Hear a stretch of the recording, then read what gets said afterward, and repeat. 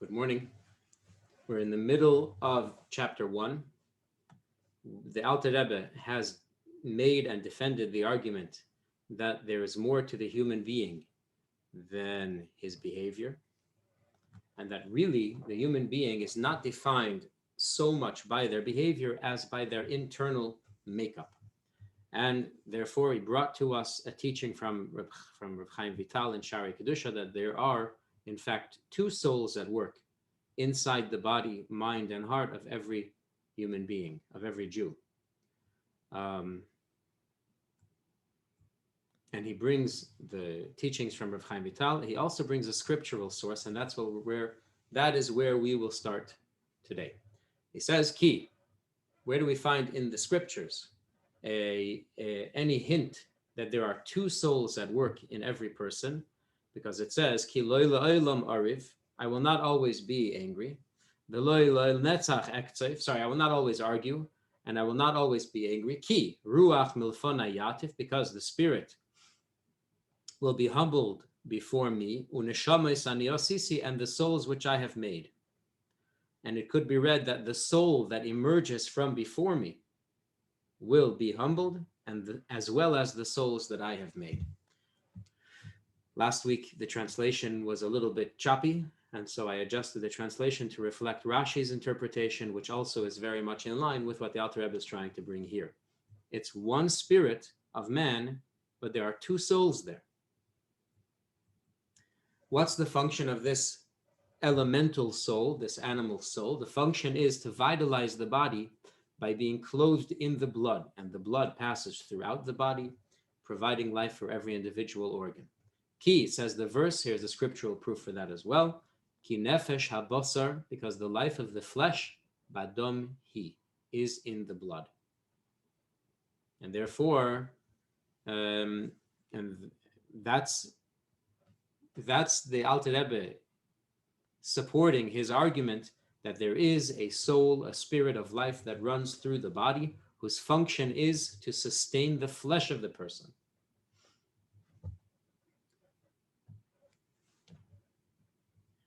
Rabbi Yoel Khan is one of the greatest minds in Hasidus of our generation, and he asks the following question. In the Alter Rebbe's words, in the wording of Tanya, and I'll read it for you here verbatim, he says, there are two souls. One of them is from the klipa and sitra achra, the husk, like we learned last week, and the opposition side, the side of unholiness. Nefesh achas mitzad haklipa, one soul is from the side of unholiness, on the side of the husk, the sitra achra, and the opposition. And he asks, why is it already opposition? What's so bad already? We have not even described the negative character traits. We just said that its point is, its purpose is, its function is to sustain the life of the body. So what's so bad? Why is that in opposition to holiness? It seems a little extreme. Let's wait until we describe the negative character traits, and then we can call it bad and the opposition. The fact that it's sustaining the body, that's no reason to call it names. And he said no. He said this is the whole thrust of the teachings of the Baal Shem Tov, the founder of Hasidus. The Baal Shem Tov wants us to remember that we exist for one purpose. So let's go all the way back. God gave mitzvahs to the world. He gave us commandments that we have to do with worldly things. One example, we have to light the candles for Shabbos, right? So there are two ways of looking at it. There is a human being who has eyes and hands, who lives in a world that is organized around a 7-day week. And there's also wax in the world. There are also, there's various types of fabric in the world. And there's such a thing as fire in the world. And so, using all of these things that already exist, God commanded us to take one day of the week to honor it as holy. And then, in order to honor it as holy, we would use our eyes and our hands to light candles that are made of wax and wicks that already exist in the world. And this way, we will honor God and Shabbat with the things that already exist in the world. Because they exist, they ought to serve God. That's one way of looking at it. That is in line with a statement from the sages that says, I exist to serve my maker. Then there's another way of looking at it. The other way of looking at it is that God desired Shabbos. And in order to honor Shabbos, God desired candles to be lit for Shabbos. And in order to have candles lit on Shabbos, God desired people to light the candles in order to honor the Shabbos. Therefore, God created man, humans, with arms and eyes. And therefore, God created wax and fabrics with which you can make candles and wicks. And that's why God created a 7-day week, so that there could be a day off called Shabbos. If not for Shabbos, the week doesn't have, the 7 days don't have to exist. If not for Shabbos, wax does not have to exist. If not for Shabbos, fabrics to make wicks doesn't have to exist. If not for Shabbos, a human being with eyes and an arm to see and light a candle doesn't have to exist. That is in line with the statement, I do not exist other than to serve my Creator. The two statements are very, very similar. They come from different places, and they are very similar except in the perspective. The first one says, I exist, but I am beholden to my Creator. The other version says, if not for my purpose, the purpose that I serve on behalf of my Creator, I really don't need to exist. Nothing needs to exist outside of its purpose, outside of its divinely ordained mission in this world. And therefore, coming back to our question, therefore, says Rabbi Yoel Khan, in explaining the question about why is the animalistic, why is the elemental soul already called the opposition when all it's doing is serving to maintain the physical body of the person? The answer is its focus is on the fact that I exist, as opposed to being on the mission that I'm meant to serve.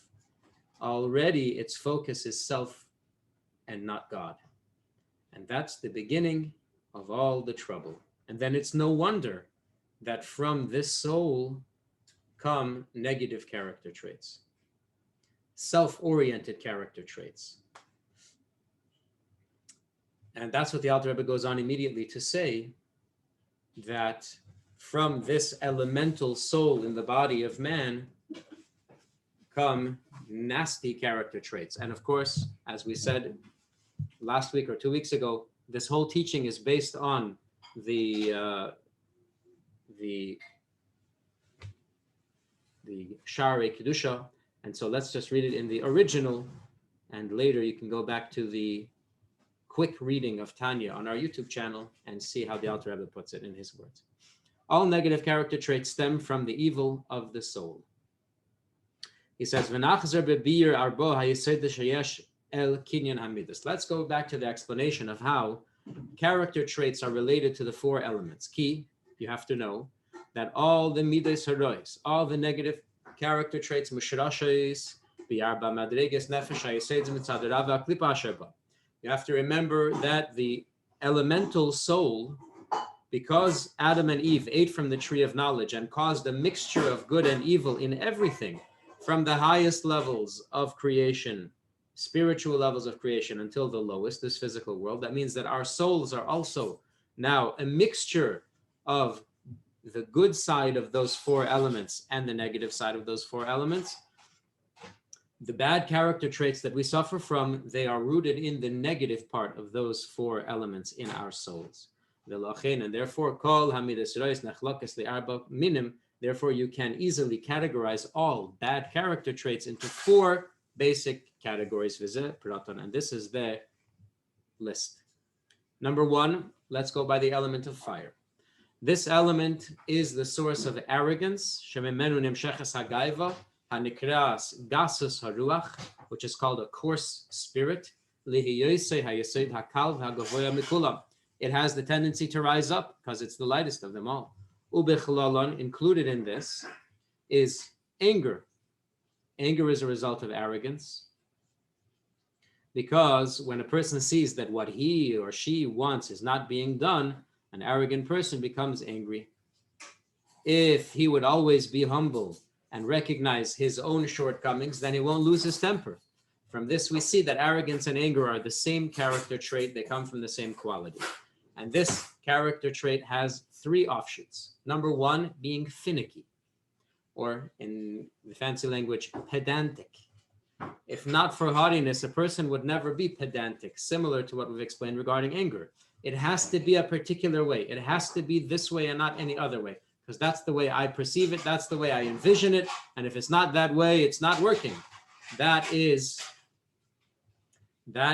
a symptom of arrogance. Secondly, seeking to dominate others and to be honored by them, looking for kavod, looking for power. Again, that's because the person believes he's superior. That is a symptom of arrogance. And lastly, hatred towards anyone who is superior to you. That's resentment of authority. That comes also from arrogance. A person thinks that they should be in charge. Nobody is higher than them. And therefore, if there is somebody that's higher than them, they are resentful. All of those are related to arrogance and anger. The Alter Rebbe in Tanya brings arrogance and anger, and the Reb Chaim Vital in the original source brings the other three offshoots about being finicky, looking for dominion and honor, and resentment against those that are higher than you or more advanced than you. Next element is the element of wind. The element of wind is the source of the kind of speech that's called idle chatter, emptiness, talking about needless matters which have no bearing on anything, neither spiritually nor physically. Air lacks substance. The element of air is, in Hasidic terms, in the Hasidic perspective, the worst, perhaps the most inexplicable of all of them. Why? Because when we'll see, when a person is arrogant, so he's arrogant about something, he's fending for himself, he's investing in his survival or his position in the community, there's substance there. If a person likes pleasure, okay, there's substance there. There's a donut, there's chocolate cake. It's worth something. There's cause for pleasure here. The element of wind is the delight comes from the lack of substance. And that's something that the rational mind should reject outright. And yet, it's very much a part of human nature to enjoy substancelessness. Nothing, just the nothingness of it, the immaterial, what is it called? The unimportance of it, the lack of weight or significance of an activity. To do an activity that lacks any significance whatsoever provides delight for people. That comes from the element of wind. This delight, this interest in empty words, has four offshoots. Speaking words of flattery. Speaking words of flattery in the Hebrew is called chanifa. Speaking lies, that's called sheker. Speaking evil, that's called lashon hara. And boasting. Boasting is, I talk about myself, I try to make myself look good by speaking my own praises. In the words of the Alter Rebbe, that's called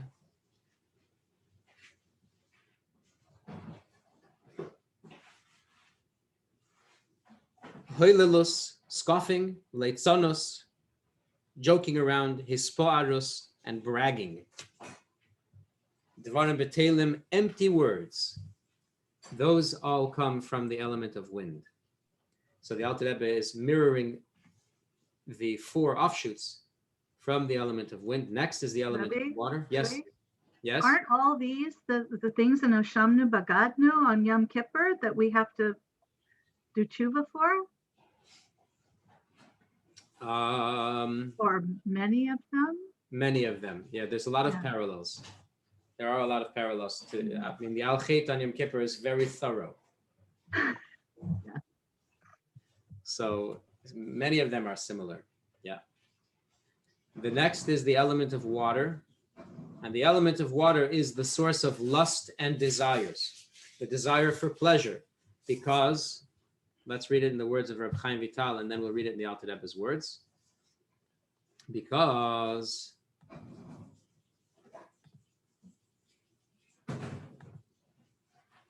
water causes all manner of pleasurable things to grow.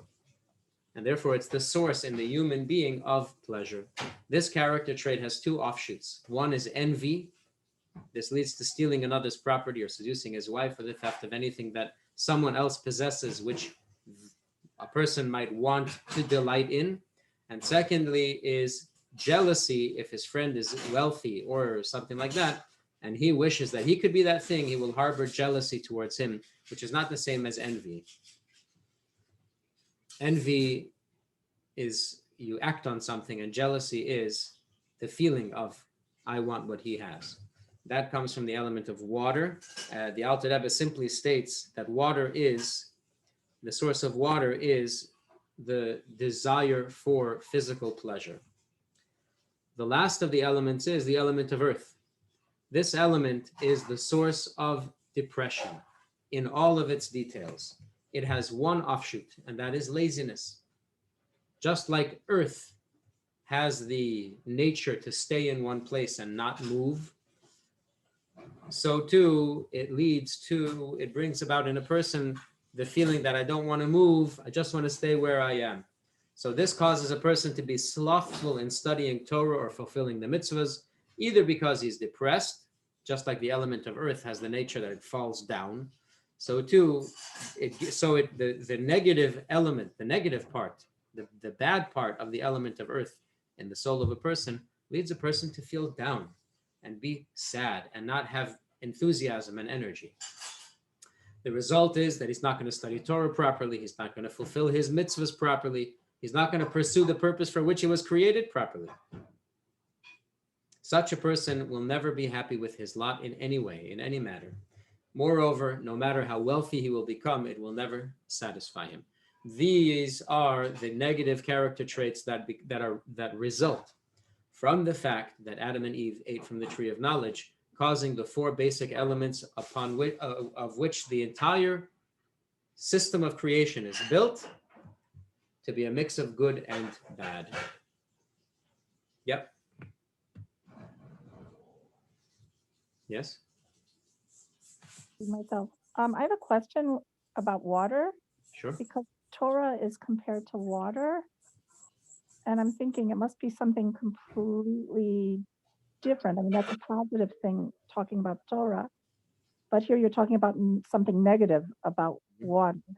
Right. So you already gave the answer. There are 2 sides. Every element has 2 sides. What is the positive side of the element of water? Is intelligence. It's the greatest delight. It's the, what is it called? When your brain is furtive, a fertile mind is the same as fertile earth.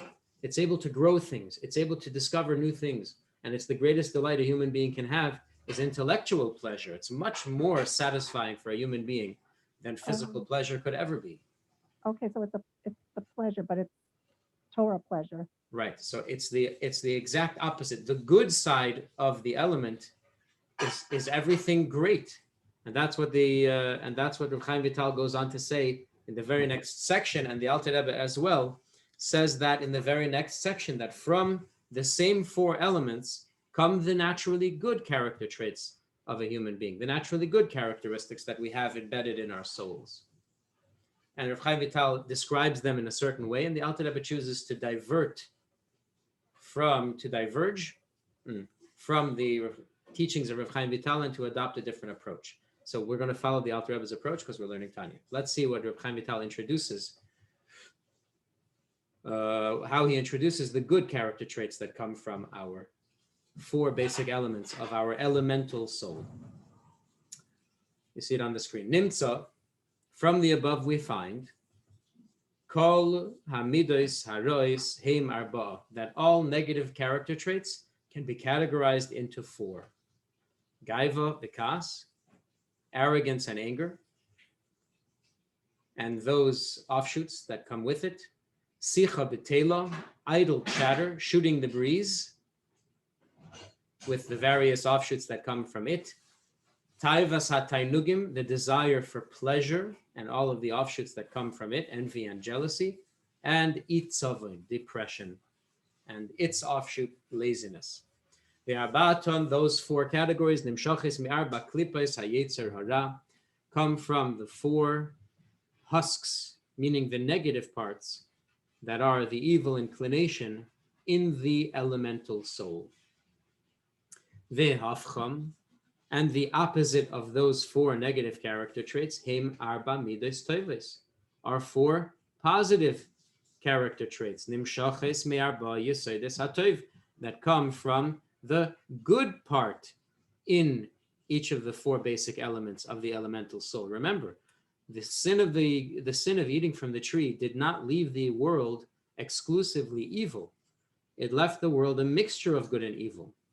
So we now described at length the side effects of the mixture of evil into the soul, but what is the side effect of the mixture of good in the soul? And that's what we want to unpack now. Let's go through these 4 negative character traits and see what is their opposite. And feel free, please, to unmute your microphone and jump in and help us out. What is the exact opposite of anger and arrogance? Question number 1 is easy. It's humility, a feeling of not being important. That doesn't mean that you don't exist for an important reason. And that doesn't mean that you should allow yourself to be treated poorly. Not at all. In fact, each one of us serves a tremendously important purpose, but it's not the person that is the important part. If we're talking about ourselves, looking at other people are infinitely important. That's not even open to discussion. Every human being is infinitely important and have to be treated as the only prince of the King of Kings, or the only princess of the King of Kings. Has to. But now we're talking about ourselves. How do we feel about our own importance? We have to be very clear that we, the human being of us, is not the important part. It's what we stand for. It's the purpose that we serve that is so important. And therefore, if it's not going our way, we don't get angry. We don't get pedantic. God has a great big plan. And as intelligent as we are, our minds don't compare to the wisdom of God, and we accept that. Other people have different opinions. We accept that. It's okay. That is the good character trait, the beautiful character trait of humility. The next one is the desire, the pleasure in insignificant things, meaningless things. The opposite is a distaste for that. A distaste for meaningless things, a great passion for doing important things. The next one is desire for physical pleasure. What's the opposite? A distaste for that. The ability to look for meaning as opposed to pleasure. Lastly is depression. What's the opposite of depression? Enthusiasm. Some in America call it happiness. A sense of meaning, purpose, and always a cheerfulness about the person that's very healthy, and it has the ability to heal everyone around you. And that is called the Yetzer HaTov. That's called the good inclination. Those 4 natural character traits are the good inclination that belongs to the elemental soul. the body's soul. We're not even talking about a divine soul. The body has good, positive tendencies. So let's continue now and read what the Alter Rebbe describes are the good traits that are natural to the Jewish elemental soul. Omar Shloisha Simonim. King David is speaking. King David says there are 3 signs, 3 distinguishing marks of this nation, the Jewish people. They are Rachamonim, merciful. They are Baishonim. They are shamefaced. That means timid. They have a certain timidity about them. They don't like doing the wrong thing. They don't like being greedy, whatever comes along with shamefacedness. And thirdly, they perform acts of kindness. These are 3 fundamental elements in the Jewish soul. What caused King David to make such a statement? So we'll bring the background of the story from the Talmud in Yevamos. It's based on a verse that says, "Vayemer Hashem el Shaul v'el beis hadomim asher al beis hadomim al asher himis hagivoinim." The verse says, Hashem spoke about Saul, said it's for Saul and for his bloody house. Why is his house called bloody? Because he executed the Gibeonites. The Gemara explains that Shaul HaMelech was not eulogized properly, and the reason for it is because of the bloodiness of his household, of his rulership, his kingdom. The way that he reigned towards the end became bloody. Why is it bloody? Because he executed Gibeonites. And the Gemara says, where did we ever find that he executed Gibeonites? You could look through the whole book of Kings. You'll never find, the whole book of Samuel actually, where it's written, you'll never find that he executed Gibeonites. So what is this story telling? What are we talking about here? The answer is because he executed all of the inhabitants of a city called Noiv, which was a city of priests that harbored King David for a short while, and they provided him only with a sword and some bread, if I'm not mistaken. He executed the whole city, killed them out, King Shaul. It was at a time that he had decided that King David was beginning a campaign to usurp the throne, and it made him very unhappy, King Shaul, and he started a campaign against King David to execute him for treason. Of course, it was not true. King David was a very faithful servant of King Shaul, which he demonstrated several times, even during the pursuit. This then was the story. King Shaul executed a city full of Kohanim called Noiv, and the Gibeonites made their livelihood by providing services for the Kohanim who lived in the city of Noiv.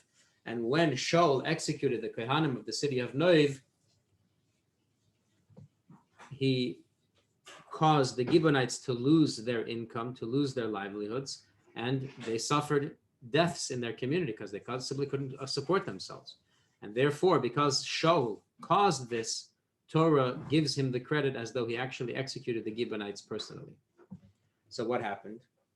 So now King David is trying to sort out the affairs in the country after the death of King Saul. And King David says, as for the Gibeonites, let's call them v'nefasinu. Let's make sure that they are appeased and happy. So the king calls to the Gibeonites, and he says to them, what can I do for you? And how can I atone for the sins of my predecessor, King Shaul? So that the nation of God can be blessed. The Gibeonites say to King David, we're not interested in money. It's not a financial issue that we have with King Shaul, or his household. As the argument goes. Instead, what they want is Yutan lonu shivo anoshim mibonov vehukanum lahadishem. Give us 7 men from the household of King Shaul, and we'll hang them. That will be our revenge for the souls lost due to the starvation that we suffered when we could not support ourselves as a result of King Shaul's actions. King David obviously did not want to agree with this. Mipayis loy paisinhu. He tried to give them any other kind of appeasement, and they were not accepting it. Omar, so then he said, Shloisha simonim yesh ba'umazu. The Gibeonites are a certain group of people who had somehow converted, somehow joined the ranks of the Jewish people, and now King David rules that they must be excluded from the Jewish nation. The Gibeonites are no longer allowed to marry into the Jewish people. Why? This is King David's ruling. This nation, the Jewish people, has 3 key distinguishing marks. What are they? They are rachmanim, they are merciful. They are baishanim, they are shamefaced. And they are kind. How do we know they're kind? How do we know that they are merciful?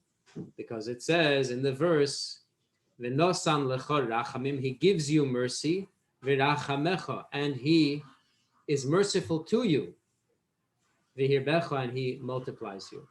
Not only is God merciful to the people, he also gives them the capacity to be merciful.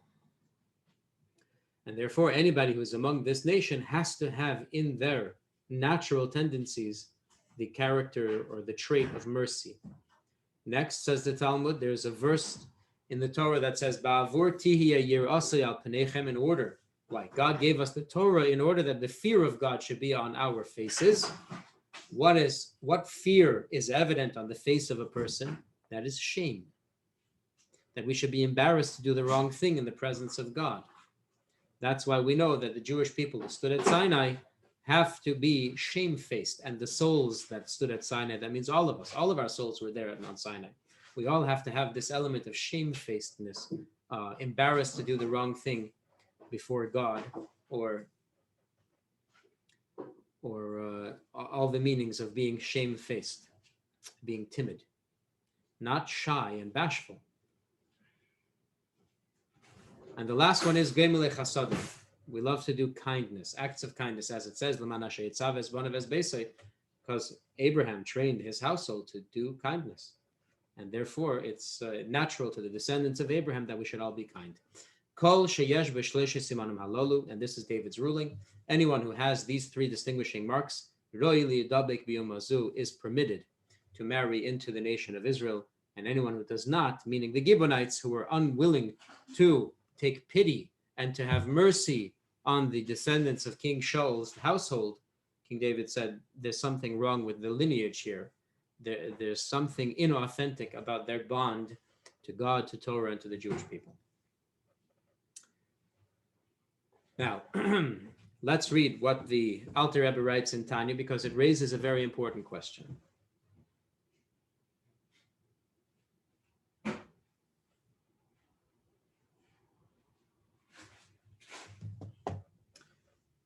In Tanya, he says, and I'll read the words for you, V'gam midos tovos shebeteva kol Yisrael. Also, there are good character traits in the nature of every Jew, b'toil dasam, inborn, naturally, k'mei rachamonus ugmilos chasodim, like mercy and acts of kindness, bo'es mimeno, come from the elemental soul within the Jew. What's missing?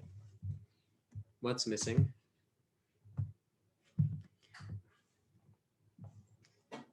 The Alter Rebbe says we are merciful and we love to do kindness, but one of the three trademarks of the Jewish people is missing from the Alter Rebbe's list. And the Rebbe, our Rebbe, points out he doesn't even, that the Alter Rebbe, the author of Tanya, doesn't even say merciful, wants to do kindness, etc. No. Shamefacedness is not on the list. Why? It's missing. How could you let it miss out? How could you leave it out? To answer this question, the Rebbe brings from the Maharsha. Maharsha is a popular commentator on the Talmud, and he brings up the following teaching. The Maharsha says it really isn't natural for Jewish people to be shamefaced. If you read a little bit of Exodus and Numbers, you know that the Jewish people have a very, very hard time being shamefaced, being embarrassed to do the wrong thing. Let's read the Talmud from Beitzah. The Gemara considers another aspect of the character of the Jewish people. He says, Tana Mishmei Rabbi Meir was taught in the name of Rabbi Meir. Mipnei ma nitna Torah Yisrael. Why was Torah given to the Jewish people? Mipnei shehein azin, because they are an impudent people. Tana Dvei Rabbi Shmuel, another great teacher, taught Miyamina Eish Das Lamai. The Torah is described as having been given from God's right hand a law of fire. Omar HaKadosh Baruch Hu, Hashem said, Re'uyin halalu, these people are worthy, shetinasin lahem das eish, that the law that I give them has to be fiery, scorching. Why? Ikad Amri, some people say, Dasehem shel elu eish, the religion for these people has to be of fire. She'il mole nitna Torah li Yisrael, because if this Torah of fire had not been given to the Jewish people, ein kol umma v'lashen yechelim lamed b'fneihem, no language, no nation would be able to bear them. This is the Talmud speaking and testifying that Jewish people by their nature are not shamefaced. It's because God gave us the Torah that we are kept in line. Rabbi Shimon ben Lakish, and this is in line with what Rabbi Shimon ben Lakish taught, Gimel Azinhim. There are three impudent things in the various categories of the world. Yisrael ba'umais, Jewish people are the most impudent among the nations. Kelev bechayers, dogs are the most impudent among all the beasts of the field. And Tarnagul ba'ifles. What's impudent? Impudent means chutzpah, stubborn, brash. Yeah? Tarnagul ba'ifles, among the birds, among fowl, it's chickens. And some say that goats are the most brash and impudent among the domesticated animals. And some say that even among the vegetable world, the caper bush is the most impudent, most chutzpahdik. Okay, so sorry, that note is out of place. We'll fix it. So the Rebbe brings the Chidushei Agodos of the Maharsha, and he says, when it comes to shamefacedness, we learned in the Gemara about King David that it's required characteristic among the Jewish people, that you should be able to see on their face their humility, their timidity. Anyway, that's the answer. I don't want to go through the whole thing. We're running short on time, but that's the answer. The Jewish people are by nature very tough people, very brash, very brazen. But because Hashem gave us the Torah, we are kept in check. And now that we have the Torah, now that we have been given this fiery law, we find ourselves capable. We find that a person who does not have this element of shamefacedness, it's a question whether or not his soul was at Mount Sinai. And that's the ruling of King David. Now the question is, why not use, and this is my own understanding, I apologize, I didn't find a source to tell us what's the right path here. Why does the Alter Rebbe choose to go this route, using these two good character traits of mercy and kindness, instead of following the teachings of Rav Chaim Vital, upon which the whole of this second half of the chapter is based? Why is that? And the answer, I think, is because we're talking about Jewish people. And Rav Chaim Vital is talking about all people. Rav Chaim Vital is talking about the capacity within every human being to be humble, to be purposeful, to be meaning-driven instead of pleasure-driven, and to be enthusiastic. Every human being has that within their souls. That's not uniquely Jewish. And so because the Alter Rebbe's primary audience is Jewish people, therefore the Alter Rebbe diverts from the teachings of Chaim Vital that are more universal and adopts the teachings of the Talmud that are uniquely for the Jewish people. That's what I think. Now, why does the Jewish soul have these unique character traits about mercy and kindness? Why? Well, that's because the source of the elemental soul within the Jew is different than the source of the elemental soul within the nations of the world. What is the difference? Well, we find in the book of Ezekiel that there are in fact 4 sources of impurity in the spiritual realms. How do we see that? Let's read the verse. This is from his vision when he saw God sitting, or he saw the image of a man which represents God, sitting on a throne on top of a chariot with angels all around. He basically saw the hierarchy of heaven. 2 prophets saw this, one more starkly than the other. And let's read the report from Ezekiel in his vision of God's heavenly chariot. We'll read only one sentence from it, chapter 4, verse 4. He says, I looked, and behold, a stormy wind came sweeping out of the north. The north, according to Kabbalah, if I understand correctly, is associated with the left side. And the left side is restriction and the restraint of God's light, which he restrains himself so that the world could exist. If God's light were to spread everywhere, there couldn't be a world at all. And from that act of restraint, the existence of evil is permitted. So the first level, the first layer, the deepest and darkest layer, the one that controls everything, the one that destroys everything, the most destructive evil force is called the stormy wind. It shatters things, it breaks things.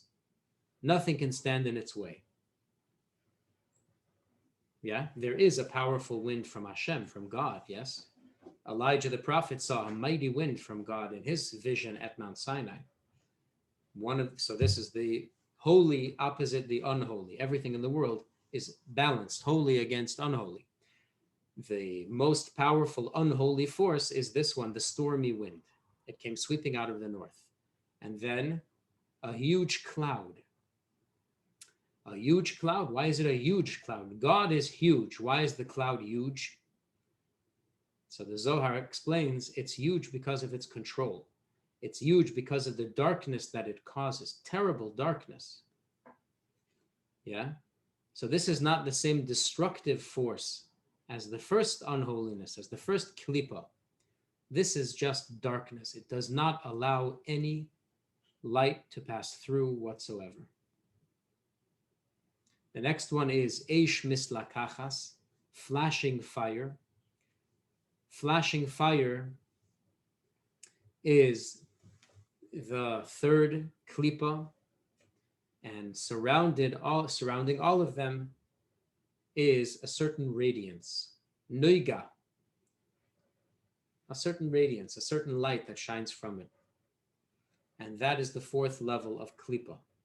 So we have 4 levels. There's the stormy wind, that's the worst. We have a huge cloud, that's second to worst. We have the flashing fire, that's the second to best, if you could call klipa best. And the best one of all is nuiga. It's a luminescent klipa. It's a luminescent shell. There is some holiness even shining in that space. Some of the divine light of God is shining in that klipa. The elemental soul of the Jewish body, because of our encounter with God at Mount Sinai, the nature of our bodies is different. That our elemental soul comes from the nuiga portion of klipa, as opposed to the rest of the world that comes from, as opposed to all humanity and animals and the whole of creation, that comes from the other 3 elements.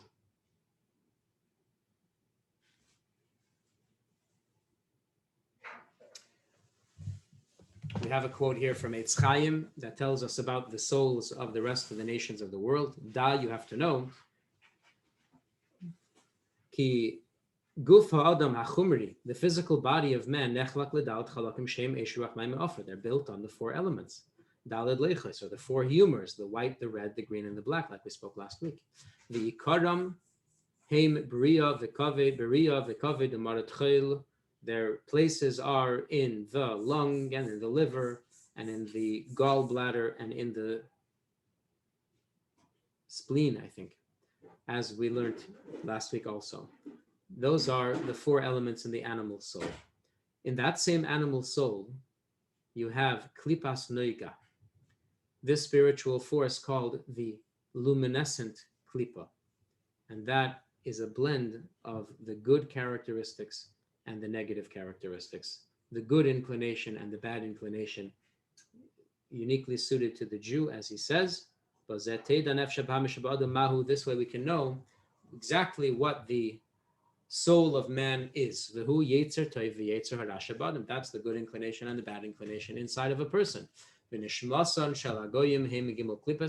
souls of all the nations are from the 3 klipos, the ruach, the wind that shatters, the onon, and the cloud that causes darkness, the eish, and the fire that flashes, shekula mira, that those are completely bad, meaning the divine light doesn't shine in them, and so too the impure animals of the world. However, however, the animal soul within a Jew, as well as the souls of the animals that the Jewish people are allowed to eat because they're considered pure and kosher, they come from the element of klipa called noiga, that luminescent element. Okay, that's enough. We got it already. The result is that we're going over a few minutes, so forgive me. The result is that kindness and shamefacedness, kindness and mercy are natural to the Jewish soul, in addition to humility and, one second, let me finish the sources and I'll take your question. In addition to humility and purposefulness and the other good character traits that are inherent, inborn to all of humanity. Therefore, says the Alter Rebbe in closing of the chapter, he says,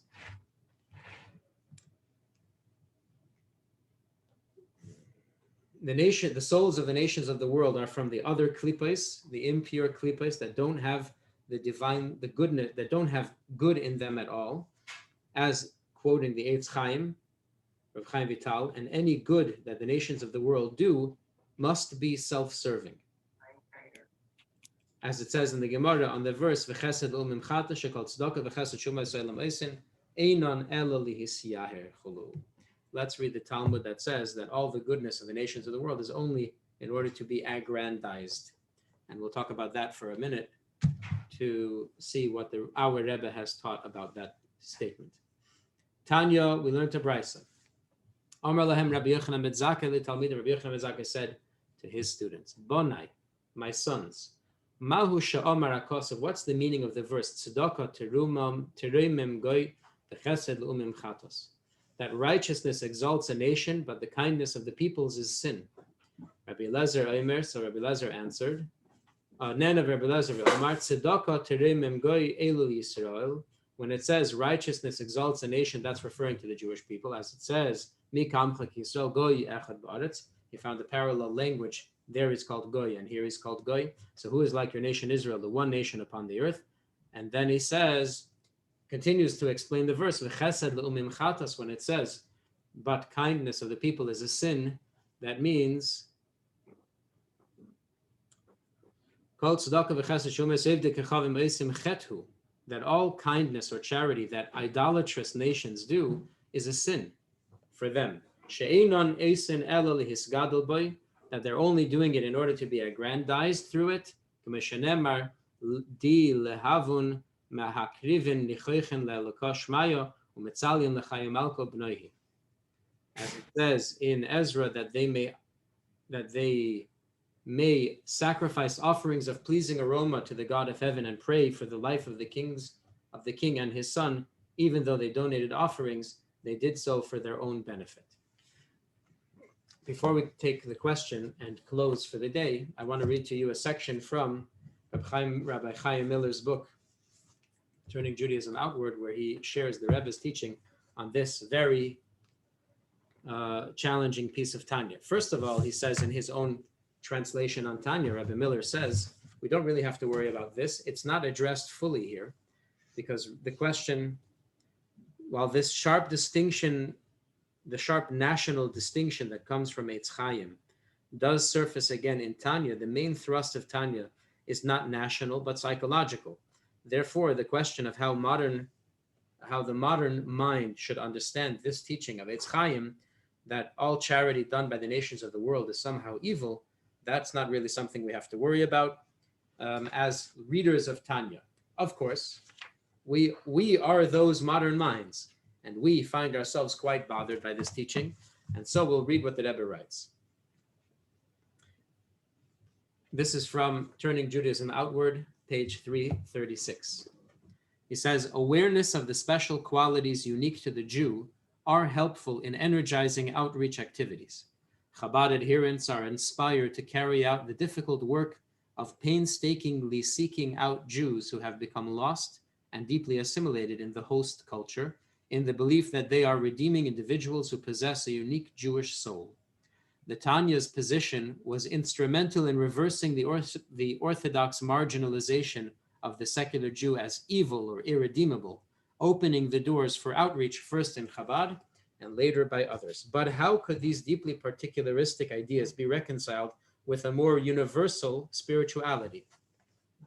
In a number of published sermons from the early 1980s, the Rebbe took giant steps towards the idea of a universal spirituality, narrowing the gap separating Jew and non-Jew in traditional Chabad thought, although taking care not to erase it completely. For example, while Chabad had always taught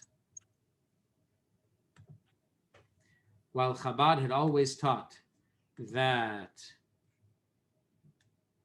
only the uniquely Jewish soul provides the opportunity of an embodied spirituality, the Rebbe suggests that nevertheless the giving of the Torah, as we know, deconstructed the binary distinction between upper and lower, between divine emanation and created entities, which also affected Noachites, which means the nations of the world, empowering them to be conscious of a divine power which is embodied in them, and through a consciousness of the divine power, the power of unity, they can also achieve a certain unity comparable to the unity of Jews, though not precisely the same. Here, the Rebbe employs one of the most familiar ideas in Chabad Hasidus to suggest something unprecedented, and we could almost be led to imagine that we had been familiar with the concept all along.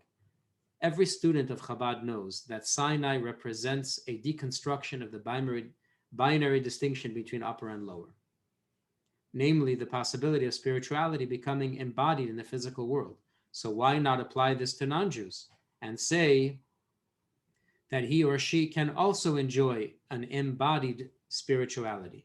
In prior Chabad thought, such an experience had been considered the exclusive domain of a Jew, but the Rebbe proposed here that a more inclusivist position is actually implied by one of Chabad's own primary teachings. And while the gap between Jew and non-Jew is merely narrowed and not completely closed, the fact that the non-Jew is seen as a vehicle for an embodied spirituality, which is comparable to that of the Jew, represents a notable shift from earlier Chabad sentiments. Rabbi Miller goes on through page,